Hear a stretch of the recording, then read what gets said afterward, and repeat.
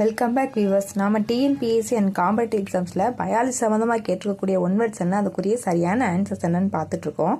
அந்த வகையில் இன்றைக்கி நம்ம என்ன கொஸ்டின் பார்க்க போகிறோம் அப்படின்னு கேட்டிங்கன்னா, who proposed chromosome theory of inheritance, அதாவது குரோமோசோம் தியரி, அதாவது இன்ஹெரிடன்ஸ் அப்படிங்கிற குரோமோசோம் தியரியை யார் ப்ரொப்போஸ் பண்ணது அப்படின்னு கேட்டிருக்காங்க. அதுக்கு 4 ஆப்ஷன் கொடுத்துருக்காங்க. ஆப்ஷன் ஏல பர்பரி அண்டு ஷர்டன், ஆப்ஷன் பியில் பேட்டிசன் அண்டு புன்னட், ஆப்ஷன் சியில் மார்கன் அண்ட் ஆப்ஷன் டியில் ஆவரி. ஓகேவா?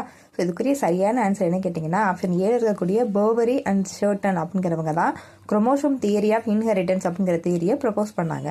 ஆப்ஷன் பியில் இருக்கக்கூடிய பேட்டிசன் அண்ட் புன்னட் அப்படிங்கிறவங்க கிராசிங் ஓவரில் இருக்கக்கூடிய லிங்கேஜை பற்றி எக்ஸ்பிளைன் பண்ணியிருக்காங்க. இதுதான் அவங்க ப்ரொப்போஸ் பண்ண தியரி.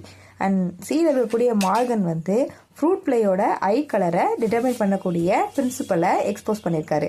ஆப்ஷன் டியில் இருக்கக்கூடிய ஆவரிங்கிறவர் நம்மளோட டிஎன்ஏ டிரான்ஸ்ஃபார்மிங் மெத்தடை ஒரு தியரியாக ப்ரப்போஸ் பண்ணியிருக்காரு. ஸோ இதுதான் இவங்க ஃபைண்ட் அவுட் பண்ணக்கூடிய அண்ட் ப்ரப்போஸ் பண்ண தியரி. இந்த வீடியோ உங்களுக்கு பிடிச்சிருந்துச்சு, யூஸ்ஃபுல்லாக இருந்துச்சுன்னா லைக் பண்ணுங்கள், ஷேர் பண்ணுங்கள், கமெண்ட் பண்ணுங்கள்.